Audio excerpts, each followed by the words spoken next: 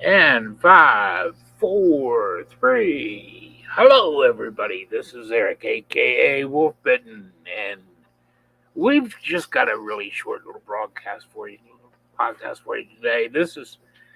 I actually didn't know what to name this.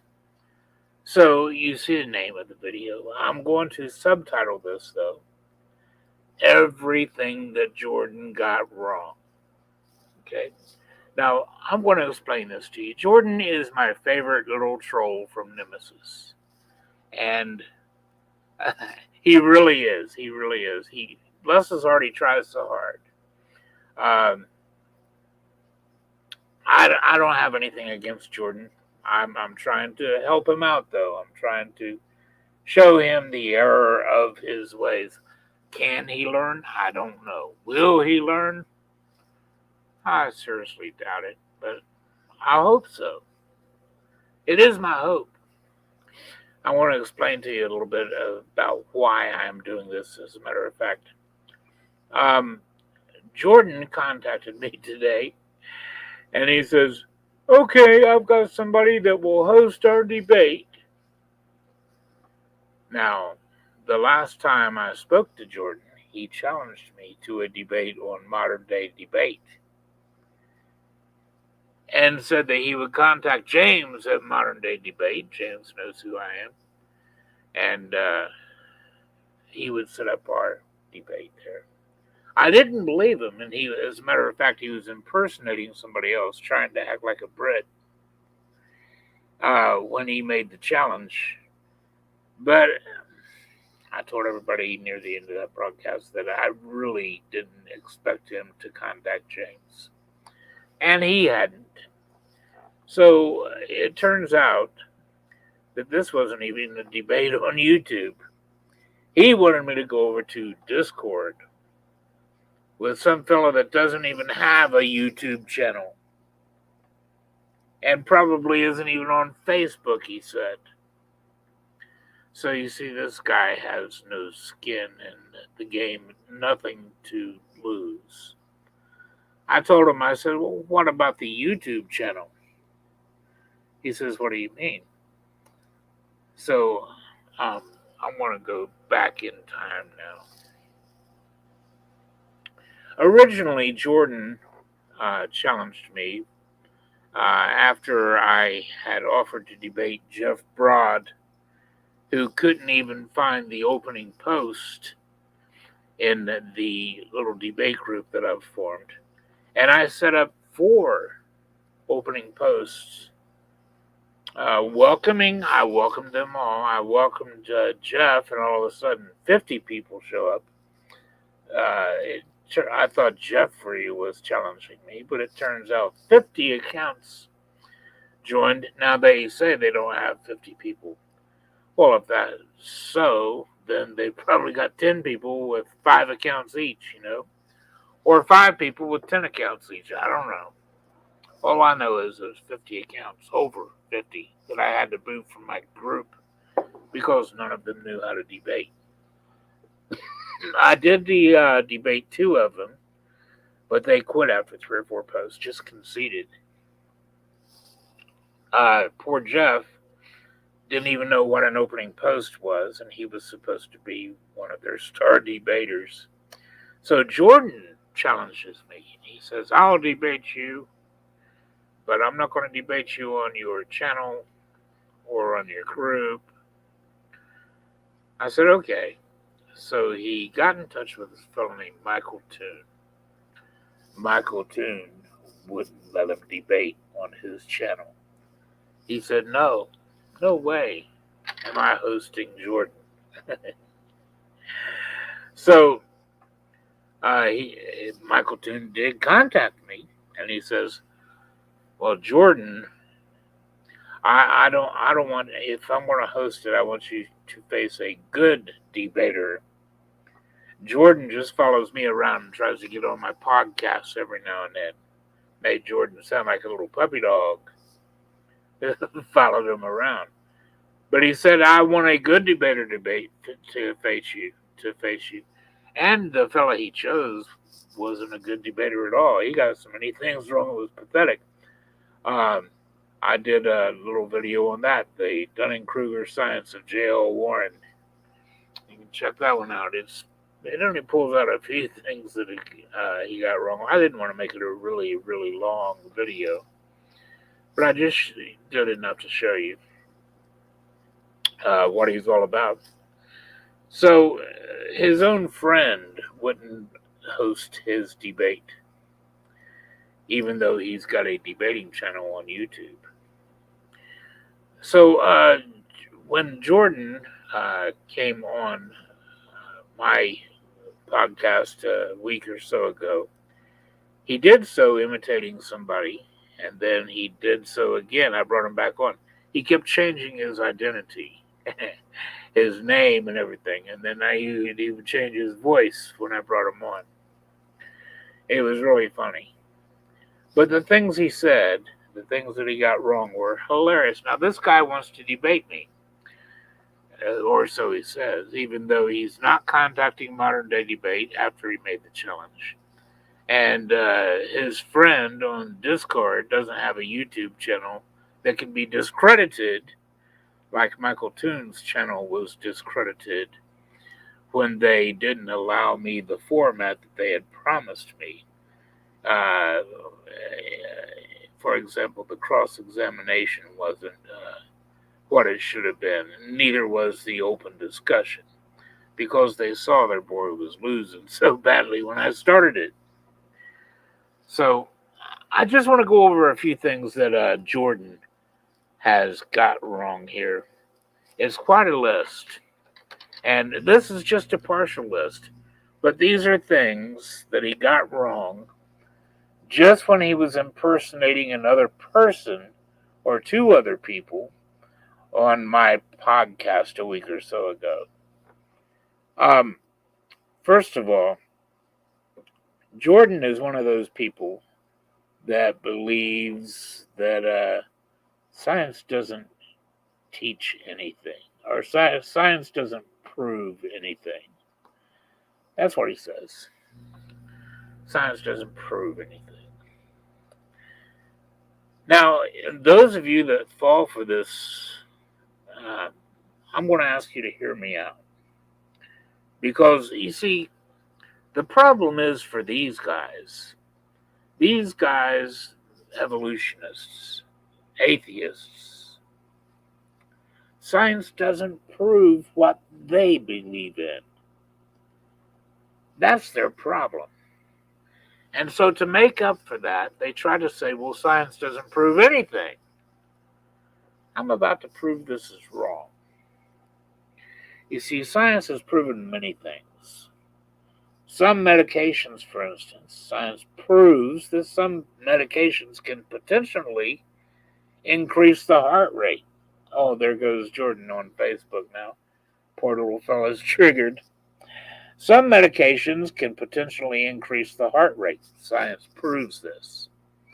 Some medications can potentially lower the heart rate. Science proves this. Some medications can potentially decrease the blood pressure. Some can potentially increase the blood pressure. Science proves this. Science has proven that we are capable of cloning cells. We are capable of cloning animals. Science has proven this. We can grow ears and noses on the backs of mice. We can work with stem cells to do this. Science proves this. These aren't things that are hypothetical any further, any longer. Science has proven these things. Science has proven that we are capable of writing DNA on a computer, removing the DNA, the actual DNA of an E. coli bacteria cell, and injecting the man-made DNA into that E. coli bacteria cell, and watch as it lives and reproduces. Science has proven we are capable of editing DNA. Now, let me show you a little something here. We will do a little share so you can see that I am not kidding you. Science has proven that we can do all of these things. Now, here we go. After 20-year quest, biologists create synthetic bacteria with no extra genes. This is from 2016, and this is in regards to Craig Venter. Now, what Craig actually did, he actually extracted. Now, let me tell you something. A lot of people went crazy with this. A lot of people tried to say, well, he created life artificially. Well, no, he didn't create life from scratch.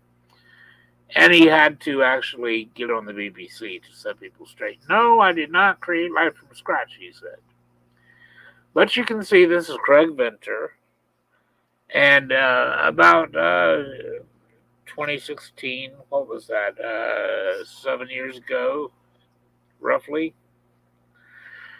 Craig Venter had actually extracted the DNA from an E. coli bacteria cell. He had designed DNA on his computer and manufactured this DNA and injected it back into that E. coli bacteria cell. And it lived. It survived. It ate. It reproduced. So we know that science has proven we can do this. It's not a problem. This is no longer a theory. We can actually do it. What else has science proven? He actually went on to say that science hasn't proven we've gone to the moon. It suggests that we may have. So evidently Jordan is a conspiracy theorist that believes we may not have gone to the moon. But look at this. This is from Live Science. And this talks about the retroreflectors that we have been placing on the moon ever since 1969. Now, what do these retroreflectors do? We can bounce lasers off of these retroreflectors.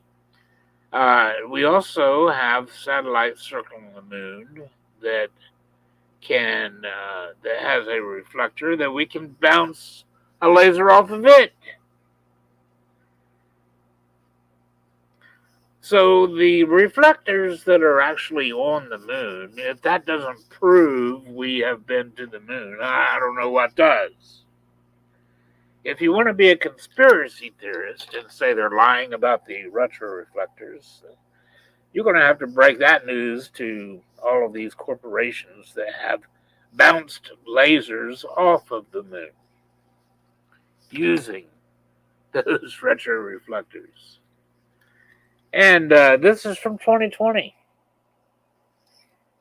So we've been doing this for a very long time. This is not anything new. As a matter of fact, let me read a little bit here to you. Okay. For the first time, scientists have successfully bounced a laser off a mirror that's attached to a spaceship whirling around the moon. But bouncing lasers off mirrors on the lunar surface is an old trick. We've been doing it for a very long time. Astronauts walking on the moon first left reflectors behind in 1969. So if you want to say science hasn't proven that we can go to the moon, you're a conspiracy theorist that doesn't accept the fact that we have examined the moon rocks, and you don't accept the fact that we have placed retroreflectors there on the lunar surface. Science has proven we can circle the moon. Science has proven we can put rovers on Mars. Science has proven all of this, my friend. So, do we have, well, do we have anything else that Jordan got wrong?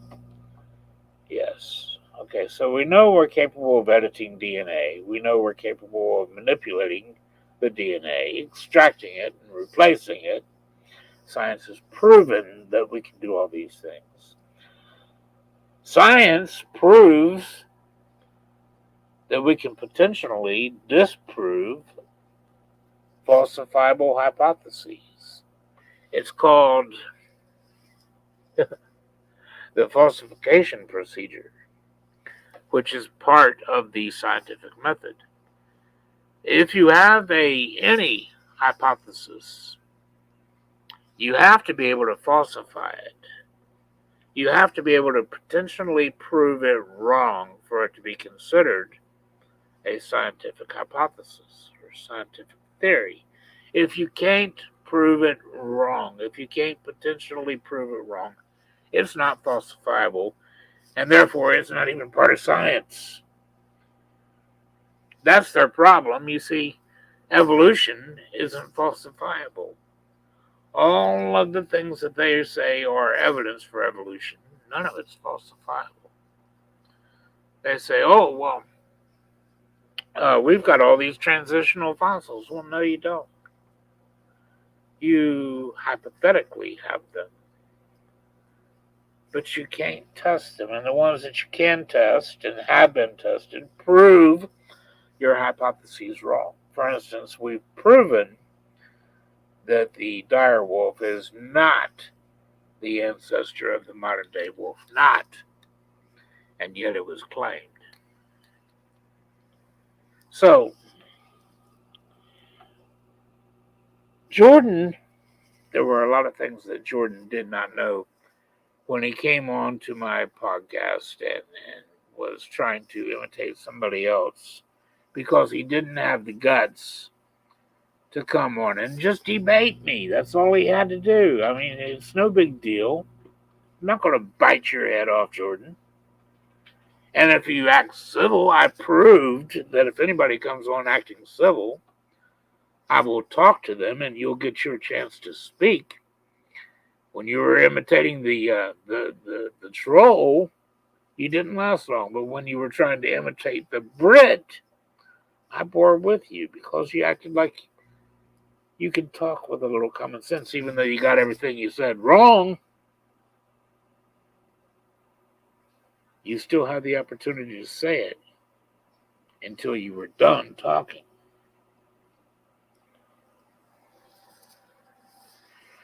So, one of the things Jordan didn't get right was he said, because I spoke often of a phylogenetic tree. Now, Jordan came on trying to say there is no such thing as a phylogenetic tree, it's a phylogenetic tree. But he doesn't understand there's a huge difference between the two.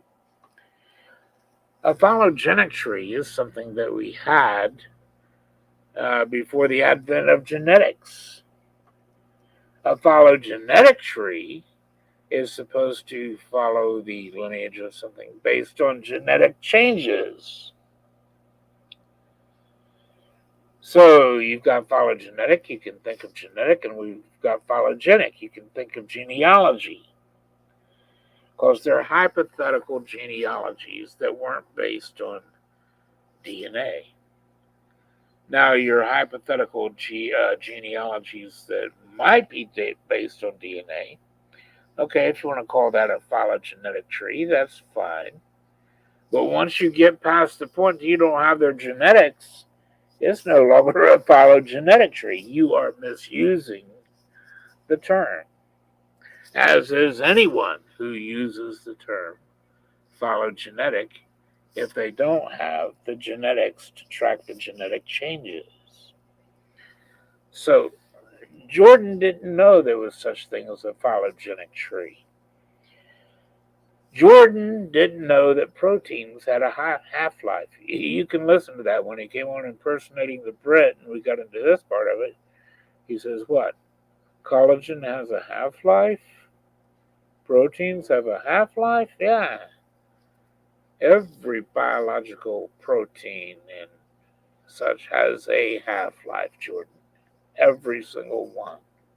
Doesn't matter if it's DNA, doesn't matter if it's collagen, doesn't matter if it's vascular tissue.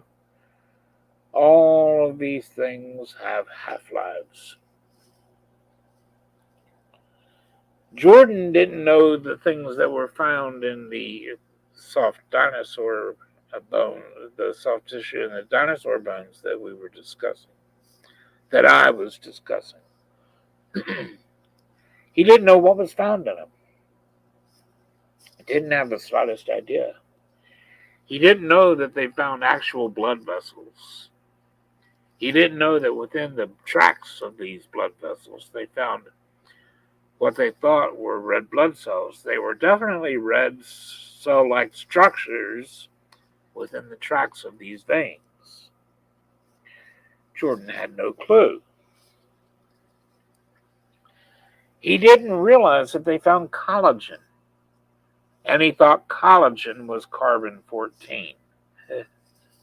That's ridiculous. I specifically said collagen over and over and over, and he says, you're saying collagen, or you're saying carbon-14, because carbon-14 has a half-life of 117 years. I said no and no. I said collagen, not carbon-14. And collagen has a half-life of 117 years. Carbon-14 has a half-life of 5,730 years, give or take 40 years. So Jordan didn't know this. He didn't know that dinosaur bones have been found that were not completely mineralized. Why else do you think we found soft tissue in it? Because those things, those soft tissues, were not replaced by mineral. They were not fossilized. He didn't know that there's a difference between vascular collagen and the collagen that is found in cartilage. You see, vascular cartilage has a half-life of only 60 to 70 days, whereas the collagen that's found in cartilage has a half-life of 117 years. Quite a difference. But he didn't have the slightest clue. Now, we found in Mary's paper that she was able to increase the stability of these proteins that she was experimenting on from 3 days to a little over 2 years. And that was an increase of a little over 200-fold. He didn't realize that. He thought it was 200%. Now, I was trying to be kind to Jordan through all of these mistakes, and I did correct him. But I kept saying things like, well, you misheard or you misunderstood, blah, blah, blah. I didn't say, look, you're dumb as a rock. I didn't say nothing like that. I was kind to him. And I was trying to help him come to some understanding here and learn something. But he couldn't respect that. And when he got his butt thoroughly handed to him, he cussed me and dropped his accent and left the podcast.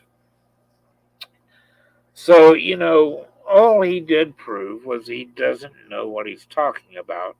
And that if you come on here talking like you've got some common sense, I'll treat you right. Those things he did prove. Now, he didn't know that a 200-fold increase is not going to get you to 80 million years. I doubt if he even knew that there was a difference between the soft tissue and the T-Rex bone and the soft tissue and the hadrosaur bone because they're said to be separated by 15 million years.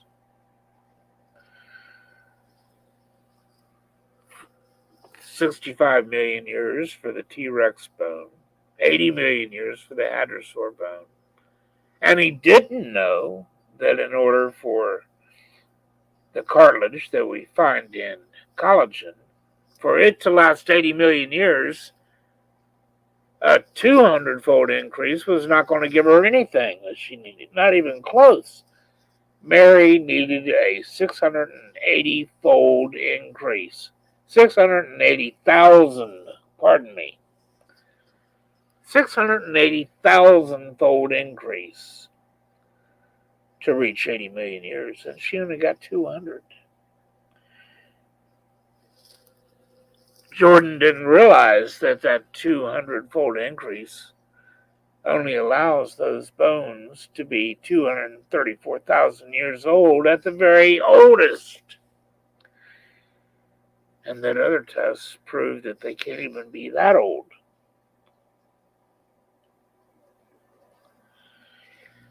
Jordan didn't know how half-lives work, as pathetic as this is. And yet he wants to discuss science, debate science, but he didn't even know that. He didn't know that after 10 half-lives, you should basically, it doesn't matter how long the half-life is, whether it's 30 minutes or 30 million years, at the end of your half-life, at the end of 10 half-lives rather, you should basically have none of that substance left. None. At the end of 10 half-lives. So, he didn't know that if you've only got 234,000 years as a possible age for those dinosaur bones, then you don't have time for evolution. He doesn't think these things through.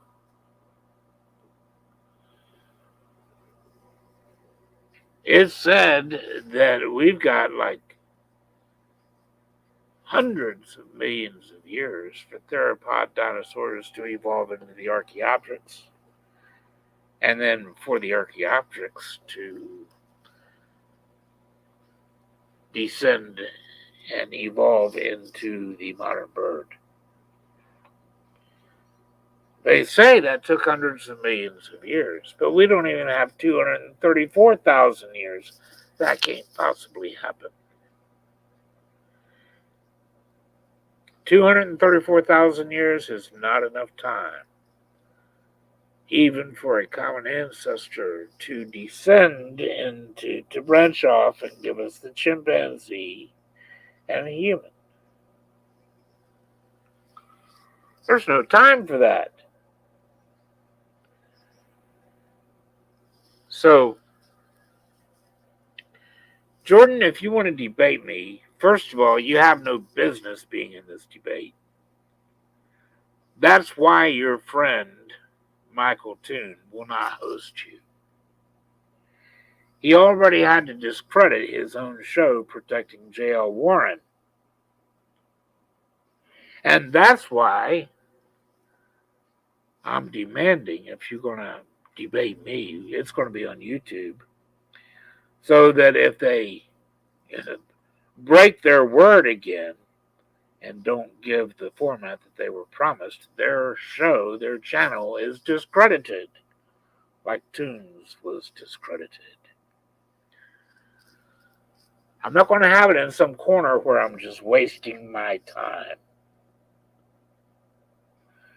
Whoever hosts this is going to have something to lose if they don't host it unbiasedly.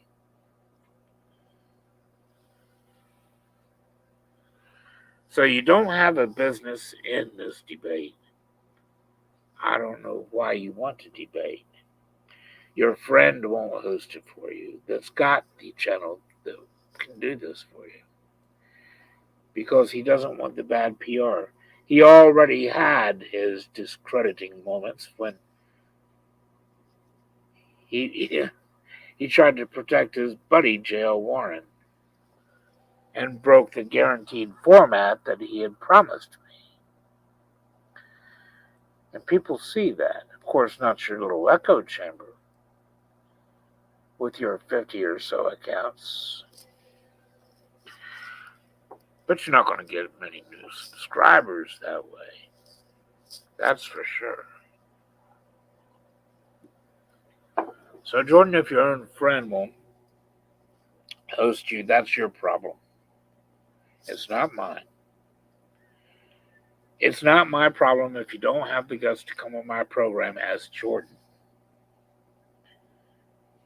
It's not my problem that you got everything wrong that you said. It's not my problem that science doesn't prove anything you believe to be true.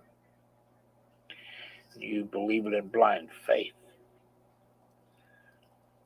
It's not my problem that you have to imitate others to try to have a conversation with me, dude. Do you realize how pathetic that is? How cowardly. My goodness, I'm sad. And it's not my problem, it's not my fault if modern day debate isn't going to host you either. That is not my fault. I imagine they too want a better debater. They at least want somebody that knows what they're talking about. So, dude, forgive the honesty. I don't say this stuff because I hate you. I say this because you need to wake up, son. You need to see how sad and pathetic your actions are. You and your friends are Dunning-Kruger wastelands. All you do day in and day out is try to debate flat earthers, and you think you're doing something. You say, well, we're defending science. No, you're offending science. You are an offense to science. You're an offense to mankind. You're an offense to manhood. You need to grow up. I don't know any of you with guts. I don't know any of you with integrity. Your superpower is mass stalking and mass reporting. Give me a break. So if a little tough love helps you understand something, then I'll thank God for it. If you can learn anything from what I'm giving you here and become a better man, I thank God for it. The people that had the biggest impact on my life were the people that were honest with me and told me what a screw up I was at the time. My platoon sergeant helped me to become what I am right now. He spared nothing, let me tell you. But he did it because he wanted to keep his people alive when they got out in a real battle situation. You poor, pathetic things have no idea what that's even like. Not a clue. You don't even have a clue what a manhood is, or what it is to be a man. And that's pathetic. None of you work. Well, a couple of you got a piddly little job, but that's about it. The rest of you don't. So, I don't hate on you, dude. Not at all. I really want the best for you. I really want to see you grow into a man with integrity and honor. You have not a clue what that is. Not the slightest clue. So,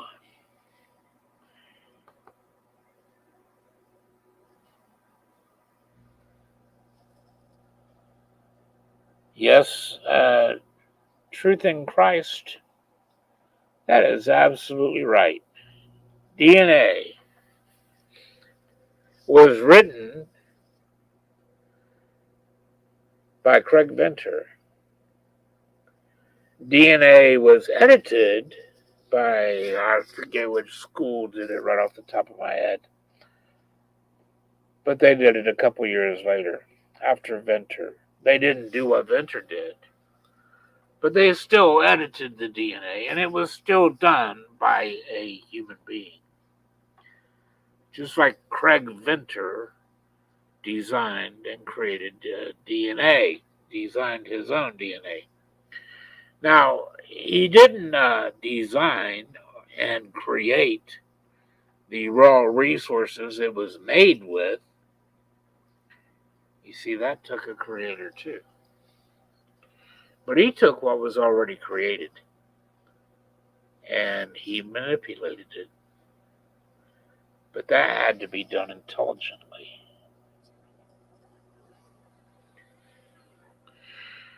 Now, unfortunately, our friend doesn't have the slightest clue about any of this. And he believes in blind faith that life just randomly forms and pops to life. Even though nature says, no, life comes from a previous life. There's not a single life you can point to that came about any other way. Not one. He believes in evolution in blind faith, even though Craig Venter proves that there is no tree of life of common descent. Even though Mary Schweitzer proved you don't even have 234,000 years for evolution to occur. Even though C14 proves you don't even have 40,000.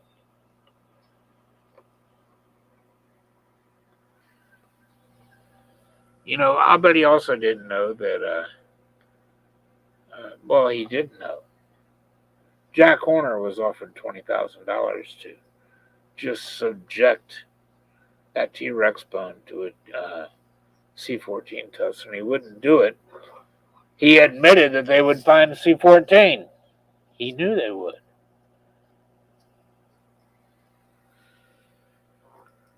And all the scores of bones that have been tested, samples of bones, scores and scores of them, all tested C14 rich.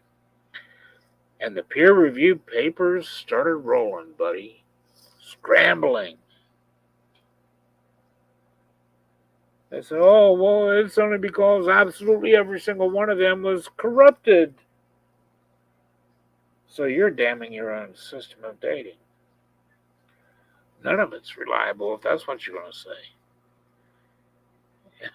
You better make up your mind what you think and what you believe and what you want to tout. Why are you guys afraid of real science? Because real science just proves everything you believe. Real science proves that creation is more credible than abiogenesis and evolution. That's what real science proves. And that's why you have to swear. Science didn't prove anything and sound like an absolute... Pardon me. Let me get a hold of myself and be kind.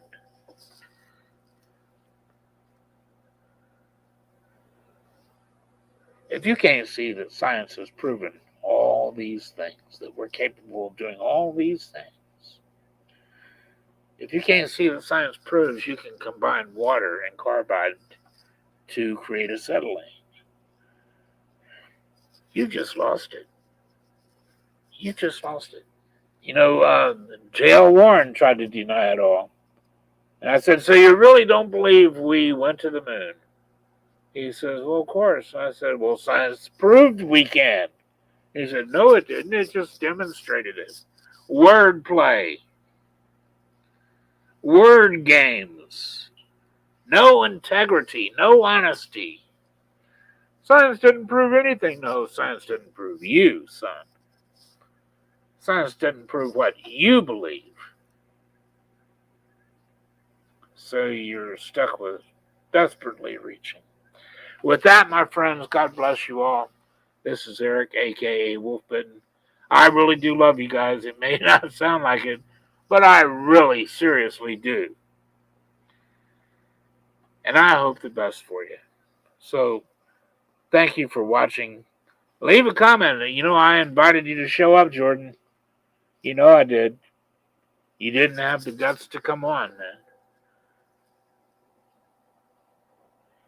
You have the guts to imitate somebody else. You have the guts to pretend you're somebody else, and then when you get everything wrong, leave in a huff. You don't have the guts to be you. That's pathetic. That's sad. You don't have the guts to be you. My gosh, it's only a debate, son. What the heck is wrong with you? Are you this big a wuss? Really, are you? You and all your little friends. Yes, you are. That's sad. Grow up, guys. We'll see you later. This is Eric, aka Wolfbitten. I really love you guys. We are out.